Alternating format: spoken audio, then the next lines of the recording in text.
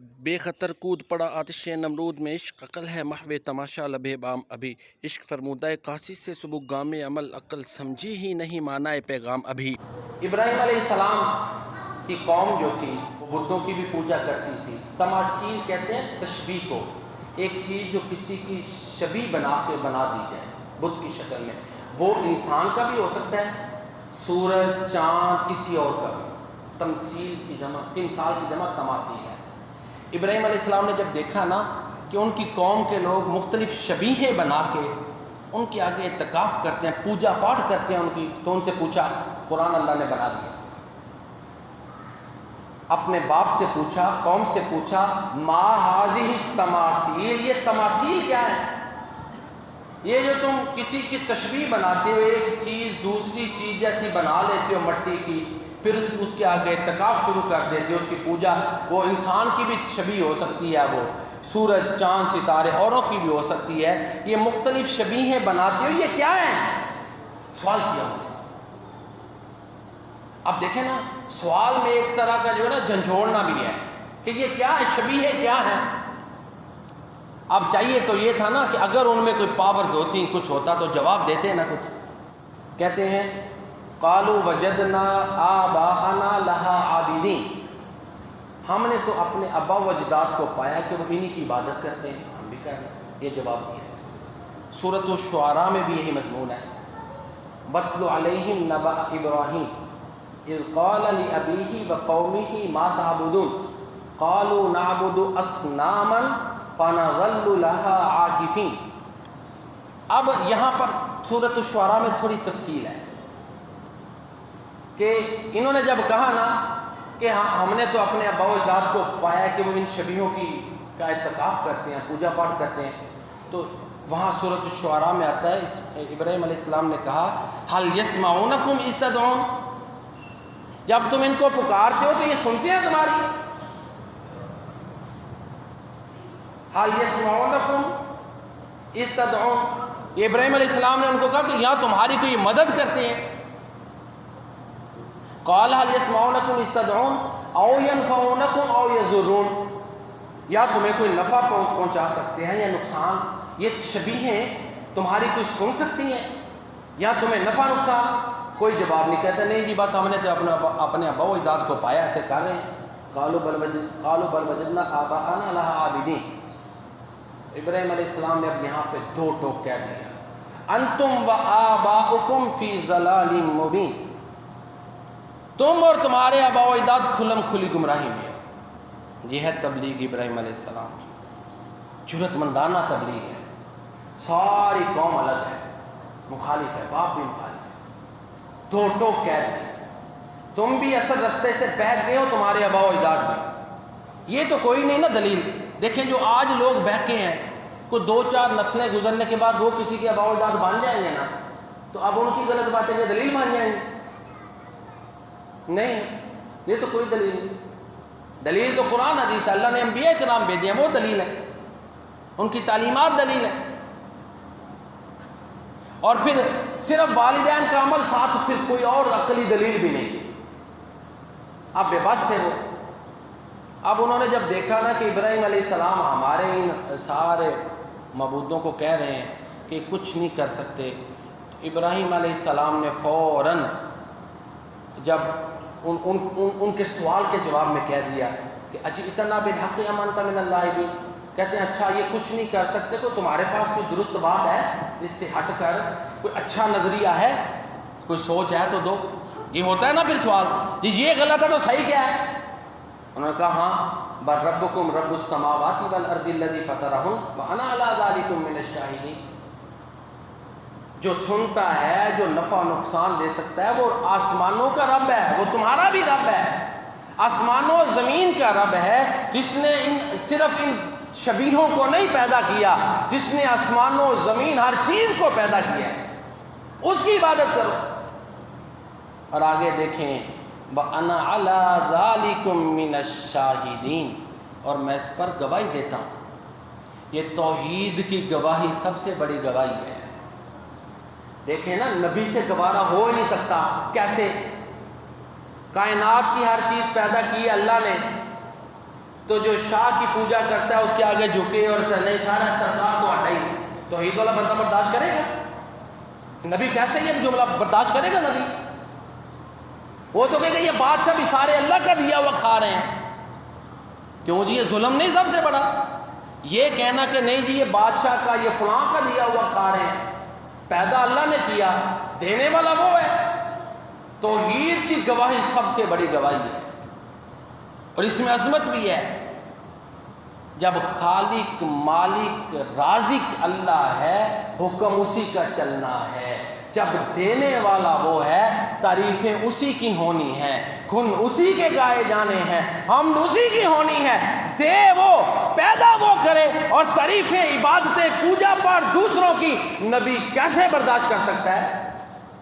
کیوں جی نہیں ہو سکتا نا، اس کی غیرت ایمانی نہیں برداشت کر سکتا۔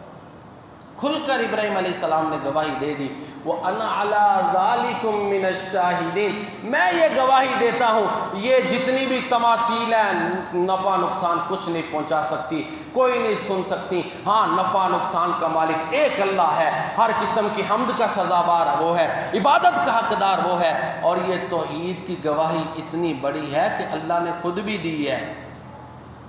شہید اللہ انہ لا الہ الا ہو والملائکۃ واولو العلم قائما بالقسط لا الہ الا ہو۔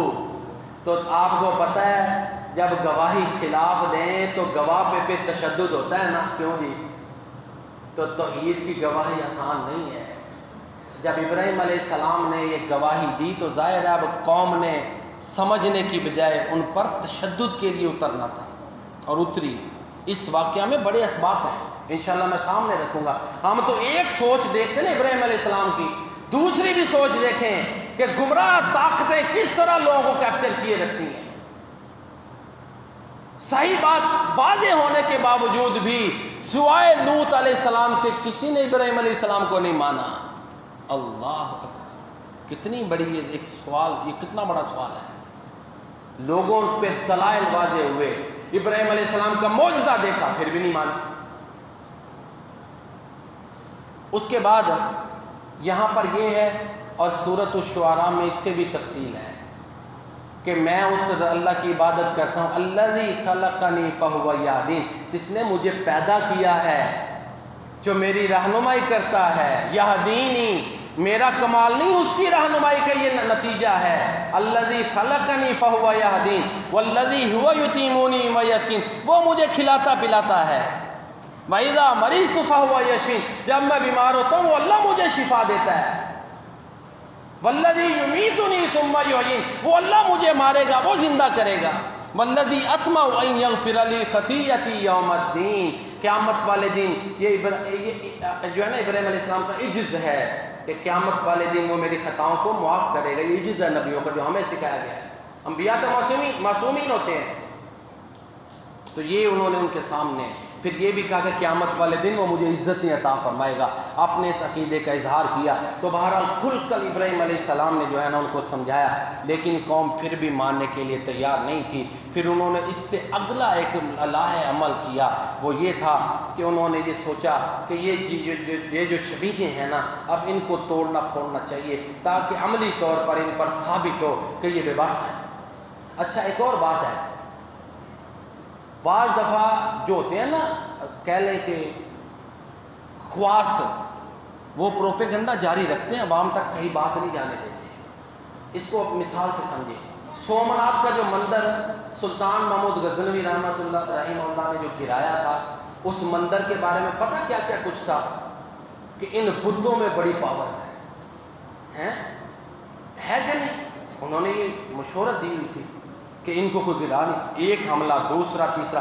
اب ظاہر ہے جیسے جیسے سلطان محمود غزنوی کے حملے ناکام ہوتے ہوں گے اتنی وہ اپنی تعریفیں کرتے ہوں گے کہ نہیں، تو بیٹھے نا اڈے بہت تو گرا سکتا ہے نہیں، اپنی اور منتا بڑھاتے تھے۔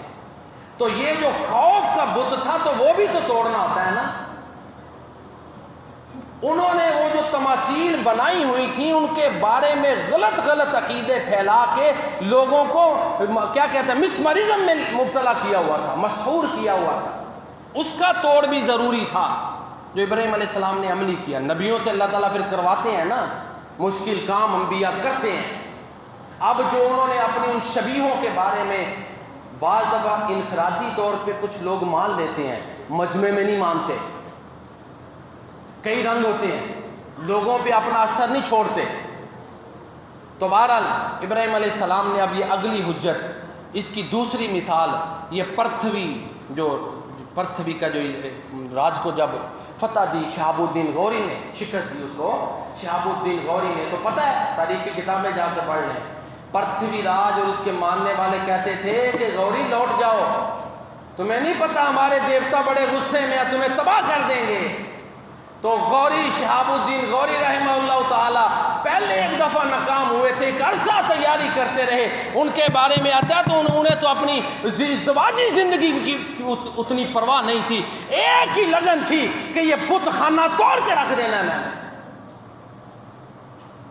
تو یہ جو انہوں نے بت خانے توڑے نا، یہ لوگوں کے غلط عقیدے بھی ساتھ ٹوٹے تھے، اسلام کے لیے رستہ ہموار ہوا تھا۔ تو یہ ابراہیم علیہ السلام نے اس وقت یہ جو عمل کیا ان کو توڑنے والا، اس کے پیچھے یہ ساری چیزیں موجود ہیں۔ ابھی انشاءاللہ آپ سمجھیں گے، میں ایک دو باتیں سامنے رکھوں گا، مزید کافی حد تک بات واضح ہوگی۔ مختصر یہ، ابراہیم علیہ السلام نے، ان کا کوئی میلے کا دن تھا، وہ سارے لوگ چلے گئے، ابراہیم علیہ السلام نے ان کے بت خانے میں گئے، ان کے بت کسی کی ٹانگ بازو توڑا، بڑے بت کو چھوڑ دیا، کلہاڑا اس کے کندھے پہ رکھ دیا۔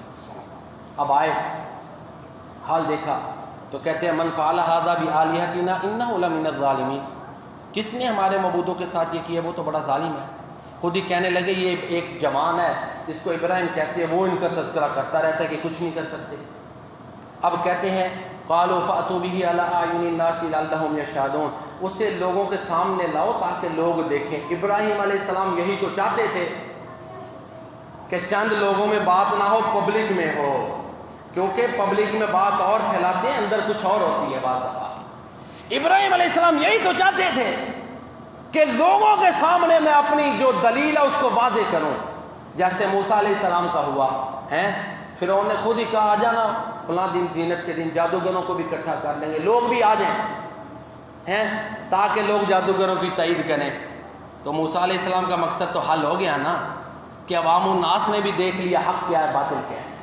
یہاں پر بھی یہی ہے۔ مختصر یہ، ابراہیم علیہ السلام سے انہوں نے پوچھا، سوال جواب کیے، ابراہیم یہ آپ نے کیا ہے؟ ابراہیم علیہ السلام نے کہا کہ ان کے بڑے نے کیا ہے۔ یہ بطور طنز بھی ہوتا ہے، ان سے پوچھ لو، ایک پتہ بھی ہے کہ جواب نہیں، بطور طنز بھی ہوتا ہے نا، یہ جن کی ٹانگیں بازو ٹوٹے ان سے پوچھ لو کہ ان کے بڑے نے کیا ہے، پوچھ لو ان سے، یہ سمجھانے کا انداز تھا۔ اب ظاہر ہے وہ بے بس ہو گئے، سوچ سوچ کے کہتے ہیں کہ لقد علمت ما هؤلاء ينطقون، اندر اندر شرم سا آ رہا، کہتے ہیں تمہیں پتہ یہ تو بول ہی نہیں سکتے، یہ قرآن ہے۔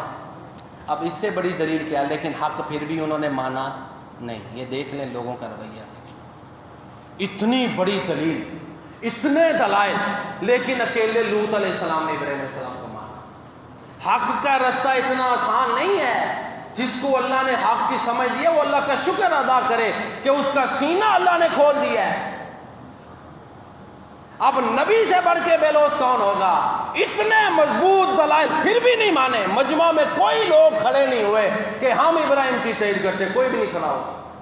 اللہ، اب ابراہیم علیہ السلام نے کہا کہ تم اس کی عبادت کرتے ہو جو تمہیں نفع نقصان نہیں دے سکتا، تم پر بھی افسوس، تمہارے معبودوں پر بھی افسوس، تمہیں عقل نہیں ہے، افلا تعقلون۔ اب چاہیے تو یہ تھا کہ جب دلائل کی دنیا میں وہ بے بس ہو گئے تھے تو لوگ سینکڑوں ہزاروں کی تعداد میں فوراً اسلام قبول کرتے، نہیں، آگے سے نئی چال شروع ہو گئی۔ قالوا حرقوه وانصروا آلهتكم ان كنتم فاعلین، کہتے ابراہیم علیہ السلام کو جلاؤ اور اپنے معبودوں کی مدد کرو اگر تم نے کچھ کرنا ہے۔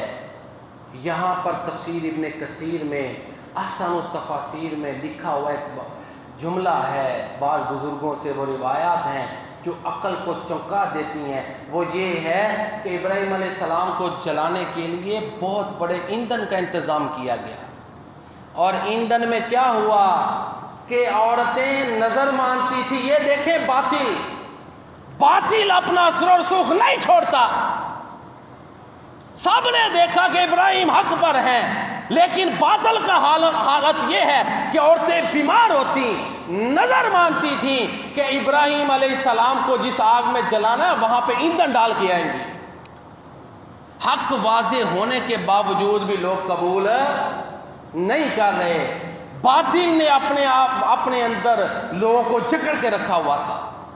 اس سے بڑی دلیل اور لوگوں نے دیکھی پھر بھی نہیں مانے نہیں مانے۔ چلو جی آگ، بڑی آگ جلا دی گئی، ابراہیم علیہ السلام کو آگ میں پھینک دیا گیا۔ اللہ اکبر۔ ابراہیم علیہ السلام یہ پڑھ رہے ہیں حسبنا اللہ و نعم الوکیل، حسبنا اللہ و نعم الوکیل۔ فرشتے بھی آئے، کہا نہیں، میرے لیے میرا اللہ ہی کافی ہے۔ اللہ اکبر۔ اللہ نے ڈائریکٹ آگ گلزار بنا دی۔ لوگوں نے دیکھا پھر مانے نہیں مانے؟ تو یہ ہدایت اللہ کے پاس ہے۔ تو ابراہیم علیہ السلام ایمان کے اعلیٰ درجے پر فائز تھے۔ اقبال نے بڑی تعریفیں ابراہیم علیہ السلام کی ہیں۔ وہ کہتے ہیں نالا ہے بلبل شوریدہ تیرا خام ابھی، اپنے سینہ میں اسے اور ذرا تھام ابھی، پختہ ہوتی ہے اگر مصلحت اندیش ہو عقل، عشق ہو مصلحت اندیش تو ہے خام ابھی، بے خطر کود پڑا آتش نمرود میں عشق، عقل ہے محو تماشا لبے بام ابھی۔ تو بہرحال اللہ کی محبت میں جب کوئی مستغرق ہو جاتا ہے تو پھر ہر قسم کی قربانی سے گریز پا نہیں ہوتا۔ وہ ہر قسم کی قربانی اللہ تعالیٰ کے لیے دینے کے لیے تیار ہوتا ہے۔ جہاں باطل کا یہ رویہ مایوس کن ہے، وہاں حق کا رویہ بڑا پر امید ہے کہ کوئی پرواہ نہیں ہے کہ رشتہ میرا خدا کی خدائی سے ٹوٹ جائے، چھوٹے مگر نہ ہاتھ سے دامان مصطفیٰ۔ جب اللہ کے نبی کا دامن پکڑ لیا ہے تو پھر دنیا کی پرواہ نہیں ہے۔ ساری برکتیں اسی میں ہے کہ میرے نبی کا دامن پکڑا رہے، ان کی سنتوں کو اپنائے رکھیں، قرآن کو، قرآنی تعلیمات کو اپنائیں، اللہ کے نبی کی سنتوں کو اپنائیں، یہی سراپا خیر ہے۔ اللہ تعالیٰ مجھے اور آپ کو قرآن و سنت کو اپنانے اور ان پر عمل پیرا ہونے کی توفیق عطا فرمائے۔ آمین یا رب۔